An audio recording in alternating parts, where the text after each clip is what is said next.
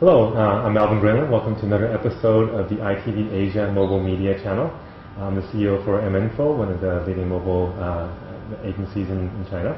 And I have my honored guest today, Melissa Wong from Standard Chartered. Thank you for having me. Thank you. Melissa is the head of mobile banking for Standard Chartered and had been in China for a couple of years.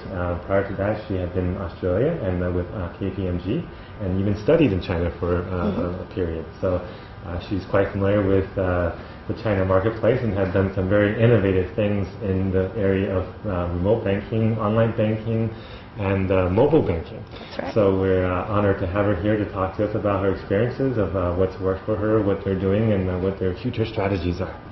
So thank you, Melissa, for joining us.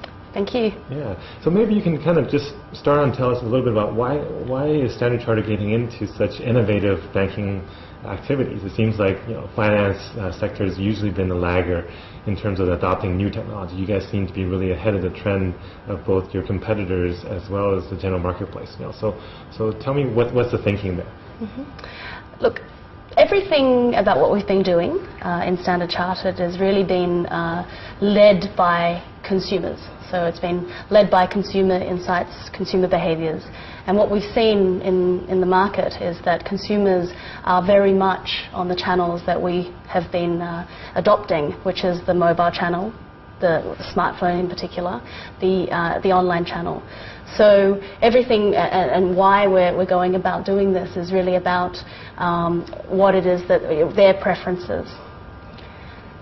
Okay, so I understand China is definitely the leading mobile marketplace in the country or in the world, actually, with 900 million mobile users.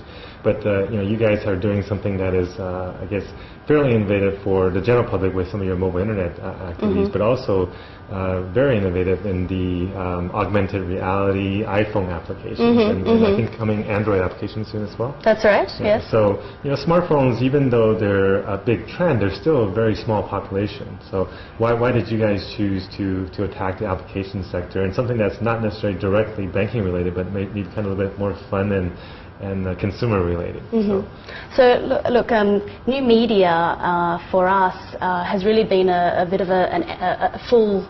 We've seen it as a holistic approach. So while yes, you've commented on some of the mobile applications that we've built out to meet our business strategies, what we are also doing is really looking at other aspects as well, and those aspects as part of our new media strategy is really saying, well, in the marketplace, what are the partners, what are the alliances that we can actually team up with, how is it that we can empower our staff to understand new media, to engage with new media. And one of the interesting things that we've actually done quite recently, which really I think started our engagement with new media, was to switch from all our corporate phones from BlackBerry to the iPhone platform. And what that has sparked in our internal staff is an engagement with what the consumer trends are doing, and then also starting out to think about products that potentially can add value to our consumers. So that really was the beginning of our new media strategy. Coming back to the reference to our Breeze Living application. So Breeze Living is an iPhone application that has just come out about mid-March this year. And really what it is an iPhone app that talks to all the concepts of solo-mo. Do you know that term, solo-mo? Exactly. Yeah. So social, it's got a social component. It's got location-based services. So it's really using the contextual aspects of mobile to help the customer. And obviously it's on the mobile platform. Yeah. In fact, now they're calling it solo-mo co for commerce. Yes. So how do you monetize the platform? Yes. So you guys are just ahead of the game. So, but I mean, you guys have put pretty heavy investments into this product or this new application, and also promoting it a little bit out in the marketplace. How has that been working out? Has it been getting the traction that you've expected? In terms of the application uptake, we've been quite happy with the attention that it's created. I think to really answer the question about whether it's brought us a return on investment. Breeze Living itself, when we started out with designing this mobile application, we wanted to create something that was new. We wanted to create something that really talked to what mobile wants to be and will be in the future. And so our business objectives for Breeze Living was about brand awareness. And in terms of the attention that it's getting in both traditional media as well as in some of the technology blogger forums, we've been very, very happy with the attention that it's given us. Okay, I'll give you a chance to plug your product. So Breeze Living, tell me in 3 sentences, what does it do? Okay, so Breeze Living is an iPhone application, soon to be Android, and it is a open coupon discount application that is open. Open meaning that you don't have to be a customer to use it. So if you're interested, download and have a go. So iTunes? From iTunes, yes. Okay. And so you work with a lot of local vendors to provide these coupons? Yes. In the traditional rewards or discount programs for banks, a lot of the time banks will go out and actually either hire a vendor or will go to send big teams out to go and find merchants to be part of their program. I think one of the more innovative things that we did was actually we said, well, we as a bank are not in the business of doing merchant tie-ups, so should we not partner? So back to some of the strategy, we realize who we are and we want to leverage what else is out there in the market in terms of media companies. So we actually have tied up with 2 merchant aggregators. One is Hujiao Beibei, the other one talking more to the sort of international Chinese and expat community is Enjoy Shanghai. Okay. So they're providing you the local vendors, you don't have to go and make every deal separately. That makes your life a little easier. It does, but of course it's a win-win for both partners.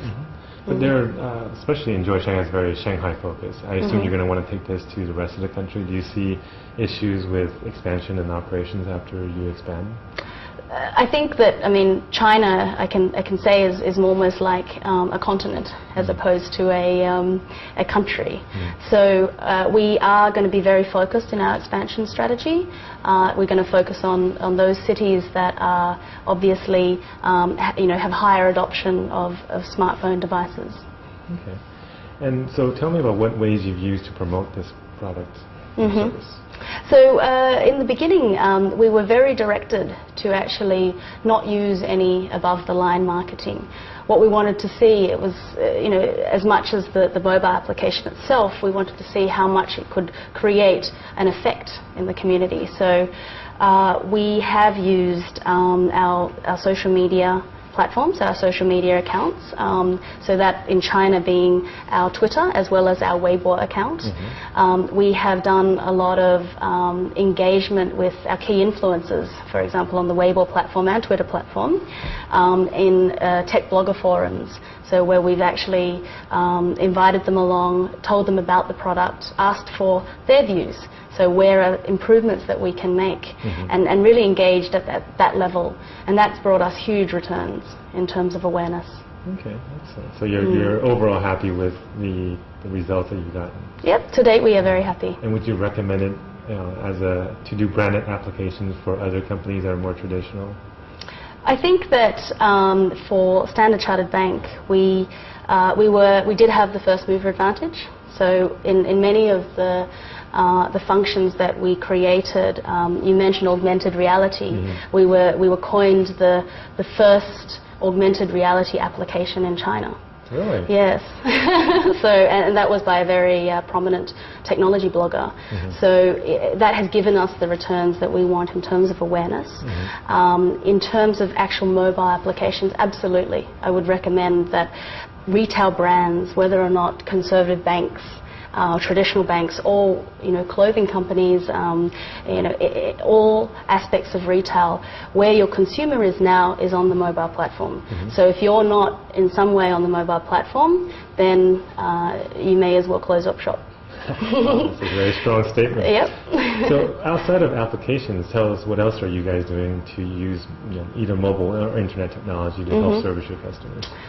Look, I mean, banks traditionally we will service through our typical online banking platforms. We are moving very quickly into mobile banking. We recently released it's part of the Breeze branded family. We call it Breeze Payments, and that's a partnership we did with a local third-party payment aggregator to provide up services like mobile top-up, credit card repayment, utility bill payment. So what it does is essentially you just connect your debit card account to that, and we're actually providing that service already. So that's out in the iTunes App Store as well. Well, thank you, Melissa, for those very insightful answers. We're going to do a quick stop for the filming, and we'll continue on the second file. So please, if you after this is finished, click on the second file to view the rest of the interview. Thank you.